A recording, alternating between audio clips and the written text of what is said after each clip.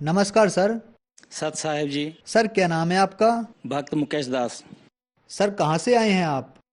Ujjain Madhya Pradesh. Sir संत रामपाल जी महाराज से नाम दीक्षा आपने कब ली?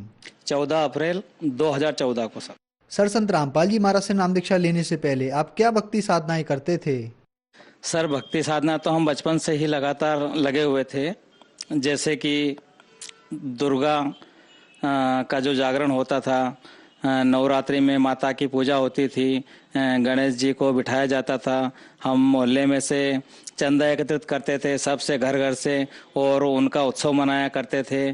और जय गुरुदेव जी महाराज मथुरा वालों से नाम दीक्षा लेकर के वो भक्ति साधना भी करते थे।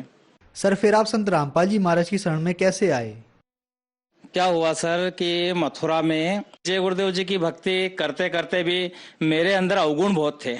अवगुणों में मैं बता दूं आपको कि जुआ सट्टे की इतनी भयंकर लत थी मुझे कि अगर मेरी घरवाली 20 रुपए भी घर के अंदर कहीं रख देती तो उसको खोज करके मैं उसका सट्टा लगा देता था। और 3 व्हीलर लोडिंग ऑटो भी था मेरे पास में उस समय, तो जितना भी कमाता था सब मैं जुए सट्टे में मतलब मैंने उसको खत्म कर देता था। तो बहुत आर्थिक स्थिति मेरी बहुत खराब थी। परिवार भी बहुत हमारी तनातनी चलती रहती थी इस आर्थिक स्थिति की वजह से, क्योंकि शाम को दूध सब्जी वगैरह भी लाना होती थी, लेकिन मैं सट्टा खेल जाता था उसका। तो बहुत परेशान था। और उसके बाद में क्या सर, अवगुणों में मैं भांग भी पी लेता था, भांग खा लेता था मैं, और 2 बीड़ी के बंडल 30 नंबर में पी जाता था, जिससे मुझे शरीर में भी बहुत तकलीफ होने लगी थी। अधिकतर बीड़ी पीने की वजह से इस सीने में बहुत जलन हुआ करती थी और खांसी बहुत चलती थी मुझे। तो परिवार वाले भी मुझे बहुत अनाप शनाप बोलते थे कि इतनी खांसी चल रही है, इतनी बीड़ी पीते हैं, ऐसा है वैसा है। बच्चे जब सुबह झाड़ू निकालते थे घर के, तो टुकड़े देख करके बच्चे भी मतलब मुझे बीड़ी के लिए ताने मारा करते थे, और स्थिति बहुत खराब थी। तो मैंने कई बार जय गुरुदेव जी के भंडारे में जाता था, भोजन वगैरह में सेवा भी किया करते थे। तो जिस चूल्ह पर भोजन बनाते थे वहां पर मैंने कई बार बीड़ी के बंडल भी फेंक दिए गए, ताकि ये बीड़ी, मेरी जय गुरुदेव जी से विनती प्रार्थना करता है कि ये बीड़ी मैंने आज यहाँ पर छोड़ दी है, अब आज के बाद नहीं पीऊंगा। लेकिन होता क्या था कि आधे घंटे के बाद मैं फिर किसी गुरु भाई से कहता था कि भाई मुझे बीड़ी दो, अगर बीड़ी नहीं है तो फिर बीड़ी खरीद के मैं पीता था। बहुत बीड़ी का आदी में हो चुका था ना, और शरीर में सीने में बहुत जलन मुझे हुआ करती थी सर। उसके बाद क्या हुआ कि मैं बहुत हताश हो चुका था केवल बीड़ी छोड़ने के लिए। तो मैंने उस पिता परमात्मा को एक अरदास लगाई कि हे परमात्मा, इस पृथ्वी पर आज की तारीख में ऐसा कोई भगवान है या ऐसा कोई गुरु है जो मेरी बीड़ी छुड़ा दे। केवल इतनी विनती प्रार्थना मैंने की थी कि मेरी बीड़ी छुड़वा दे, बस मैंने इतनी विनती प्रार्थना की। और इत्तेफाक से क्या हुआ कि सर मैं जल्दी चले जाता था, काम धंधा इतना हो नहीं पाता था। तो घर पे जाने के बाद मैं टीवी का रिमोट लिया और टीवी पर यह चेक किया करता था कि कौन से चैनल पर कौन सी पिक्चर अच्छी आ रही है। तो करीबन 7:30 पौने 8 का समय हो चुका था, और मैंने जैसे ही रिमोट से चेंज करने लगा तो साधना टीवी पर जगत गुरु तत्वदर्शी संत रामपाल जी महाराज के प्रवचन चालू हो रहे थे।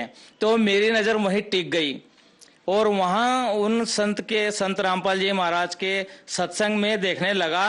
तो इत्तेफाक से वो उन्होंने जय गुरुदेव जी की जो भविष्यवाणी थी वो उन्होंने पुस्तक जो थी अमरवाणी उनको खोल करके दिखा रहे थे, और जय गुरुदेव जी की जो वो पुस्तक पढ़ करके सुना रहे थे संत रामपाल जी महाराज, उसको देखा मैंने तो मेरे दिमाग की बत्ती चालू हुई, और मैंने कंटिन्यूट संत रामपाल जी महाराज के सत्संग देखना चालू किए। और उन्होंने वहीं दंडवत प्रणाम किया कि हे परमात्मा, मुझे तू जहां भी है मुझे खींच लेना, मैं आपसे जुड़ना चाहता हूं। उसके बाद हमने राधा स्वामी पंत से जो भगत जी थे उन्हें बताई ये बातें, और अन्य पंत वालों से बताई। तो 8 लोग हम लोग तैयार हुए, और 4 एक बार आए और 4 हम एक बार आए, और हमने 15 दिन के अंदर 8 व्यक्ति ने नाम दीक्षा संत रामपाल जी महाराज से बरवाला आश्रम हिसार हरियाणा में जाकर के नाम दीक्षा ली हमने भगत जी। सर संत रामपाल जी महाराज से नाम दीक्षा लेने के बाद श्रद्धालुओं को बहुत सारे लाभ प्राप्त होते हैं, तो क्या संत रामपाल जी महाराज से नाम दीक्षा लेने के बाद आपको भी कुछ लाभ प्राप्त हुए? सर पहले तो मैं आपको मेरे इस लाभ के बारे में बताऊंगा कि मैंने इतने प्रयत्न किए बीड़ी छोड़ने के, लेकिन जब संत रामपाल जी महाराज से नाम दीक्षा ली वो दिन है कि आज का दिन है। हम लोग बीड़ी को पीना तो दूर रहा, छूते भी नहीं है, और ना किसी को पीने में सहयोग करते हैं सर। मैं 3 व्हीलर लोडिंग चलाता हूँ, जय गुरुदेव जी के समय जब मैं जुड़ा था उस समय भी लोडिंग चलाता था, लेकिन मेरी जो आर्थिक स्थिति थी वो शून्य थी, क्योंकि थोड़ी बहुत कमाई होती थी तो मैं जुए सट्टे में हार जाता था और भांग वगैरह भी सेवन में किया करता था। बहुत दर्दनाक मेरी स्थिति थी, लेकिन संत रामपाल जी महाराज जी से जुड़ने के बाद में मेरी आर्थिक स्थिति बहुत अच्छी हुई।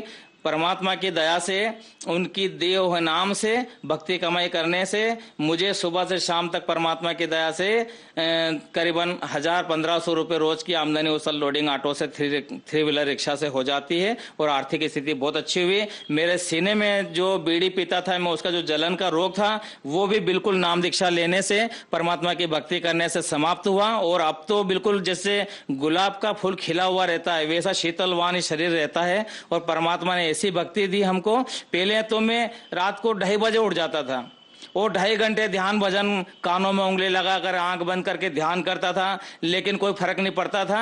और आज परमात्मा की दया से चलते फिरते नाम का जाप होता है, सुबह का नित्य नियम, दोपहर की रमणी, शाम की संध्या आरती, सब हमारी लोडिंग रिक्शा में ही हो जाती। इतना सरल उन्होंने मार्ग बताया और उसको करने से कई बार एक्सीडेंट भी होते होते परमात्मा ने हमको ऐसे बचाया जैसे यूं हथेली पे रखते हैं अपने बच्चों को। परमात्मा की दया से, संत रामपाल जी महाराज जी की कृपा से, उनकी दी हुए सद्भक्ति से आज मैं हर तरह से सुखी हूँ। सर, संत रामपाल जी महाराज ने आपको एक सुखमय जीवन दिया और बहुत सारे सुख दिए, तो जो श्रद्धालु आज आपको देख रहे हैं आप उन्हें क्या कहना चाहेंगे?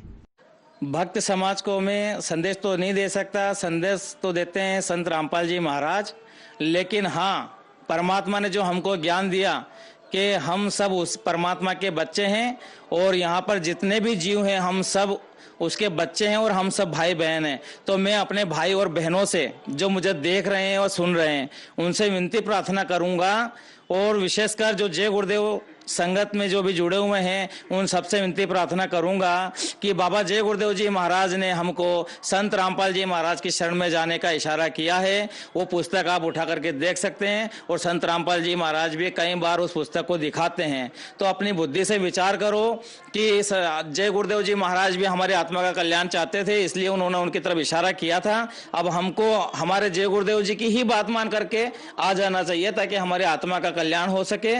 और संसार में जितने भी माताएं बहनें अपने पति के द्वारा नशे से जो मतलब यानी कि तकलीफ में हैं, जैसे शराब पी जाते हैं, जुआ सट्टा खेल जाते हैं, घर में बहुत बुरी हालत होती है, तो उन सबसे माता बहनों से भी विनती प्रार्थना करूंगा कि आप भी सत्संग देखिए संत रामपाल जी महाराज के और अपने पति देव को, अपने भाई बहन सबको दिखाइए और परमात्मा का ज्ञान समझने के बाद में जल्दी से जल्दी नाम दीक्षा ले लो, क्योंकि परमात्मा कहते हैं कि मानुष जन्म दुर्लभ है, मिले न बारंबार, जैसे तरवर से पत्ता टूट गिरे बहु न लगता डार।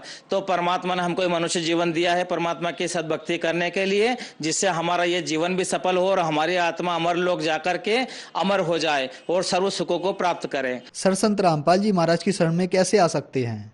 कई विभिन्न चैनलों पर आज परमात्मा की दया से कम 15 चैनलों पर संत रामपाल जी महाराज के सत्संग आ रहे हैं। सत्संग देखो और उसके नीचे जब सत्संग चल रहे होते हैं तो पीली पट्टी होती है, उन पीली पट्टी पर नंबर दिए हुए, उन पर संपर्क कर करके आप नामदान सेंटर का पता कर नामदान ले सकते हैं जी। धन्यवाद सर। सत साहेब जी।